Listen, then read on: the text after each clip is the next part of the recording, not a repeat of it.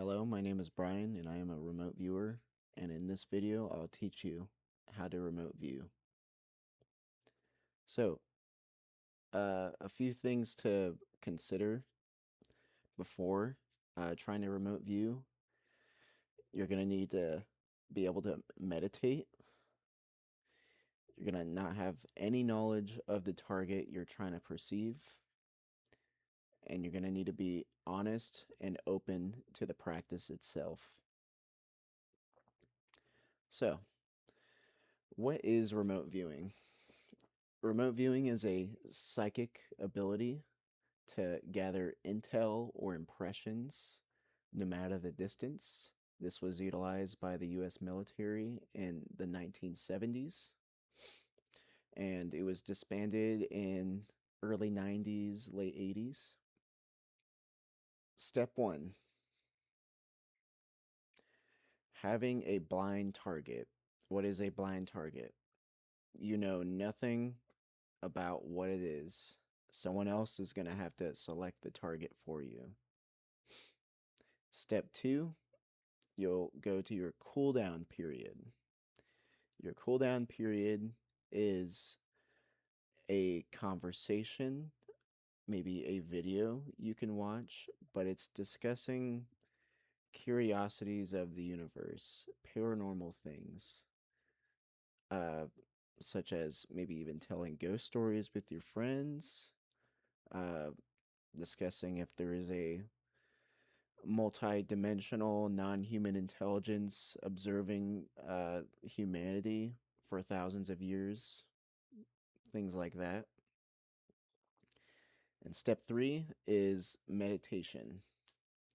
You're going to want to achieve the flow state of meditation, and I will break down uh, some tips that help me with meditation later in the video.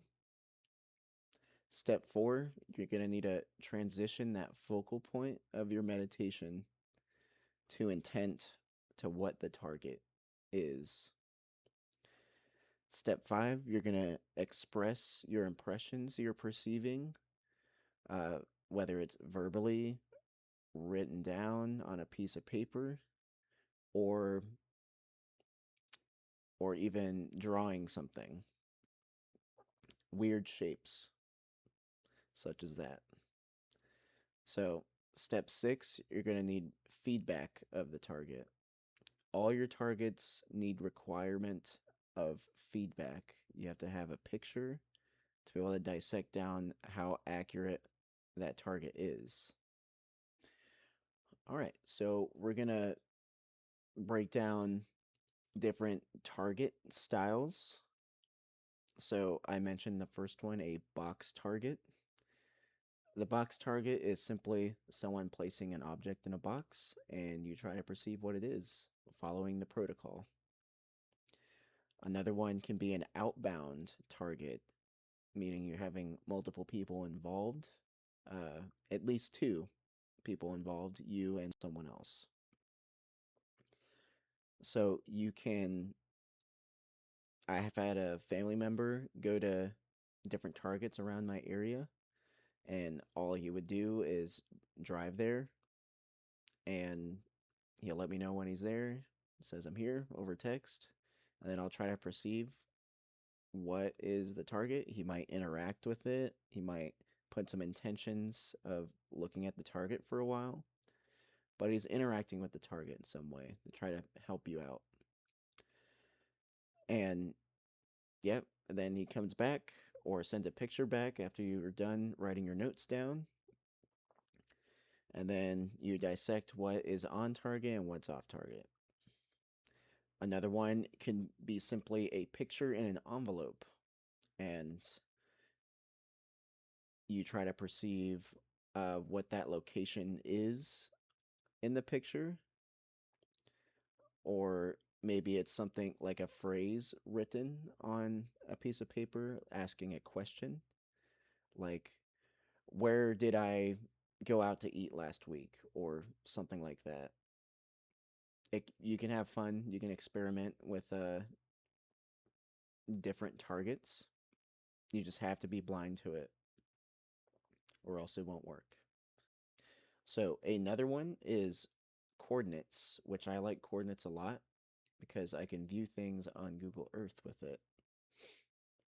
I've done multiple coordinate targets. It's easily done. You can observe through Google Earth as long as the person who's selecting the target gives you a good place to view. Uh, Preferably with multiple angles you can look at. I've had a video where I remote viewed a Arizona meteor crater. There's a lot of different angles and perspectives I can look at. And the target can also be a person at a location. And my previous video, I remote viewed a memory from someone, a target from a memory. I had nothing to go off of besides I'm going to think about it and I'm going to see if you're going to remote view it. So we're going to roll into tips for beginners out there that I wish I knew before going into remote viewing. I would recommend recording yourself, either audio or uh, video, so that way you can verbally express what you're perceiving without having to break your flow state. I found myself uh, just writing everything down or trying to hold on to everything I'm perceiving and then just write it all down at the end when I'm done. And I would forget things that I perceive. And once I got the feedback, what the target was, I would forget things and I was like, oh, I perceived that, but I didn't write it down. So I wouldn't count it. So, uh, practice meditation. Practice meditation with distractions around you. You're going to want to be able to do this like anywhere, any place. Uh, I personally started with music, like gentle music, dim lighting, all that. But now I'm able to achieve the flow state in about 5 minutes, where it took me 20, 30 minutes beforehand to get into the flow state. And there's distractions, there's dogs barking in the background, but I'm able to zone out and still achieve what I'm trying to do. So, another tip is adopt a mindset that it doesn't matter if I'm right on target or if I'm off target. What is important is that you learn from it. Part of the game of remote viewing is a lot of failures. You have some good hits. It ebbs and flows. I would recommend starting with a box target first. It's pretty easy and simple to do. And hopefully have someone or a community that can help set out box targets for you to remote view.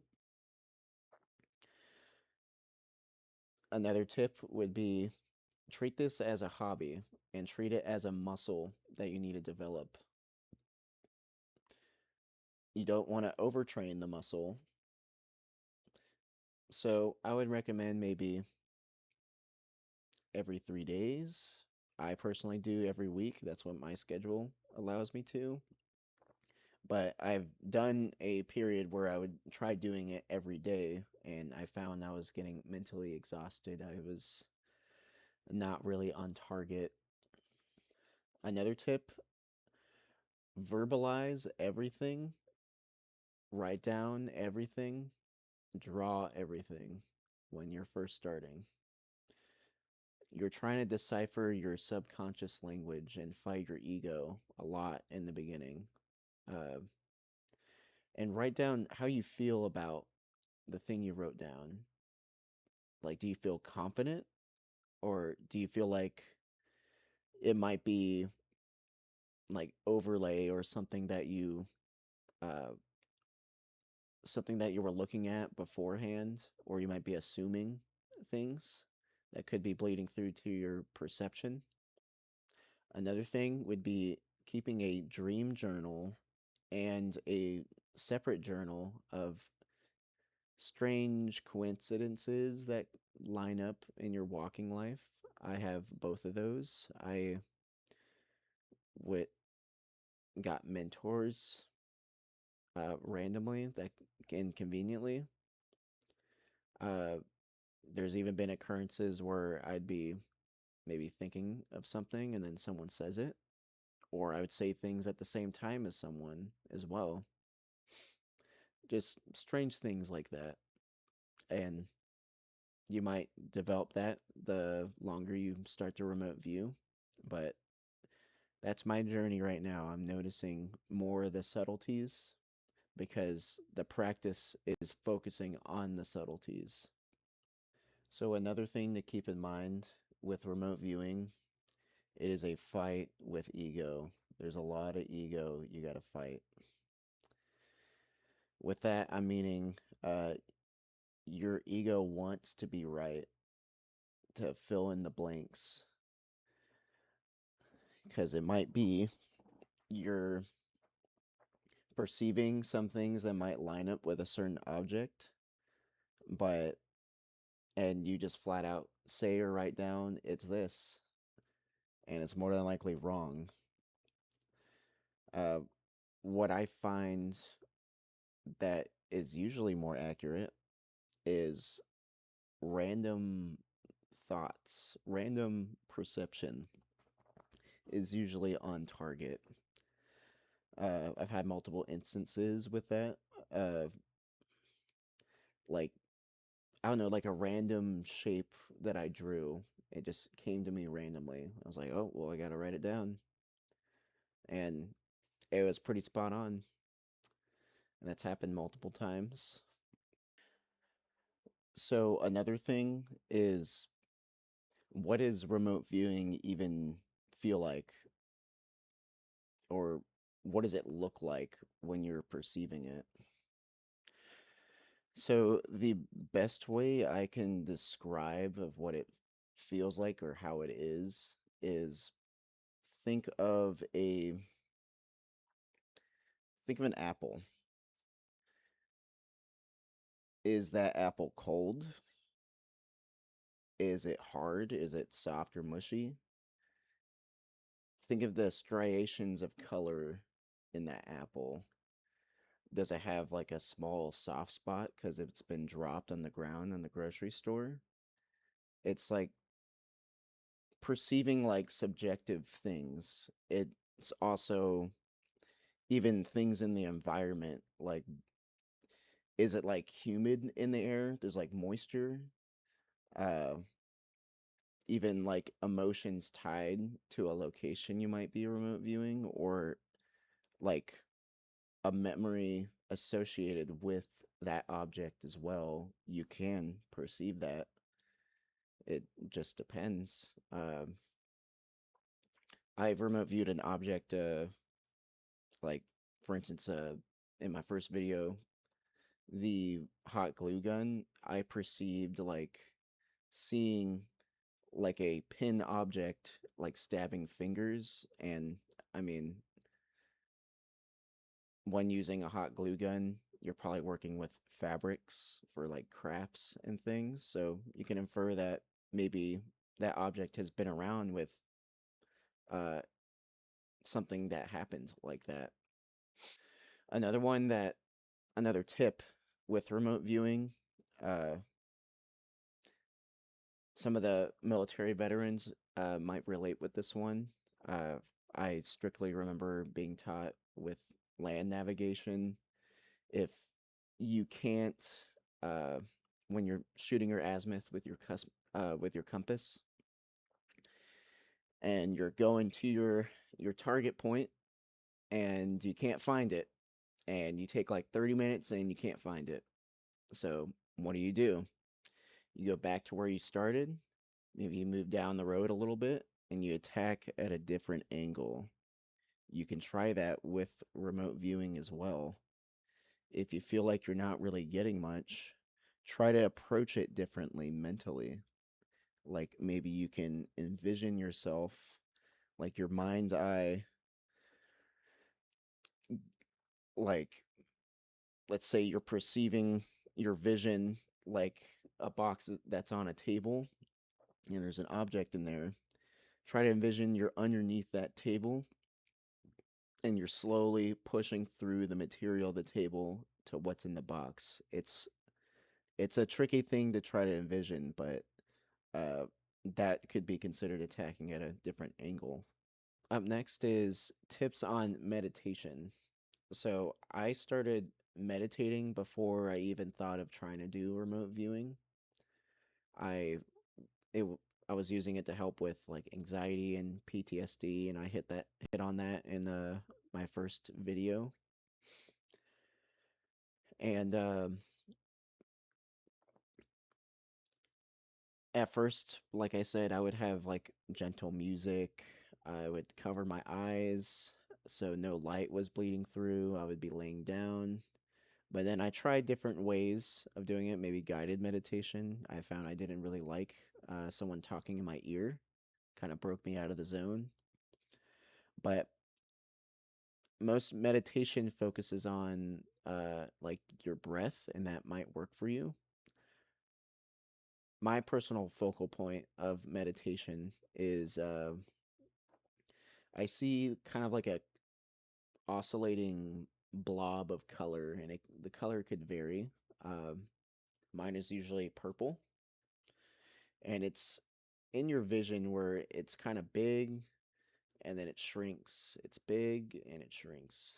That's my focal point that I focus on before I transition to intent of the target. So, another thing to keep in mind is depending on your belief, uh, remote viewing can be seen as an evil practice to do. I personally believe in God.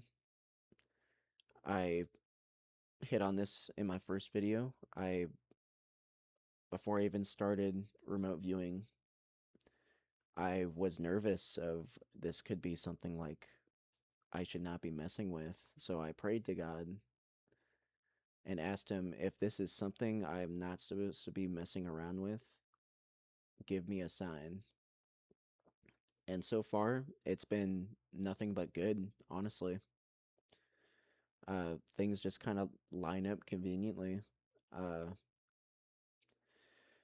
but I've also made a personal promise to God as well, a code that I will not use this for materialistic things, such as trying to perceive lottery numbers or stock trades or knowing how can I manipulate someone, you know. I stay away from those things. Remote viewing, there can be people practicing it with bad intent or good intent. I personally believe that I'm on the good intent side, and it keeps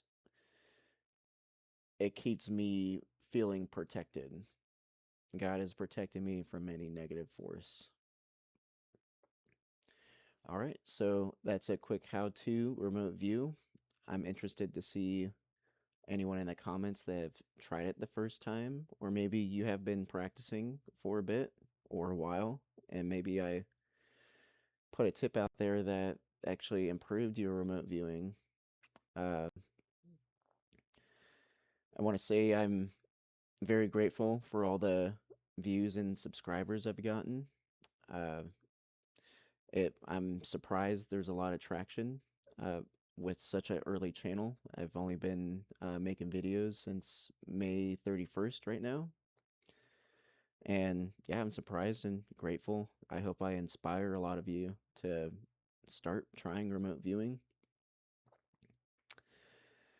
I plan on doing more remote views. I have big plans for this channel. I'm going to change up how I do my sessions. I'm going to do a time lapse because I know it's a lot for y'all to want to sit through silence and breathing because there's some in between, long in betweens between perceiving uh the data. But I don't want to force y'all to watch the super long videos. But yeah, the next video I'm gonna make is how to make a good target, and the objective of that video is hopefully to be able to send to that person you want to get targets from, and it'd just be good tips on to be able to have good feedback and prominent key features to a target.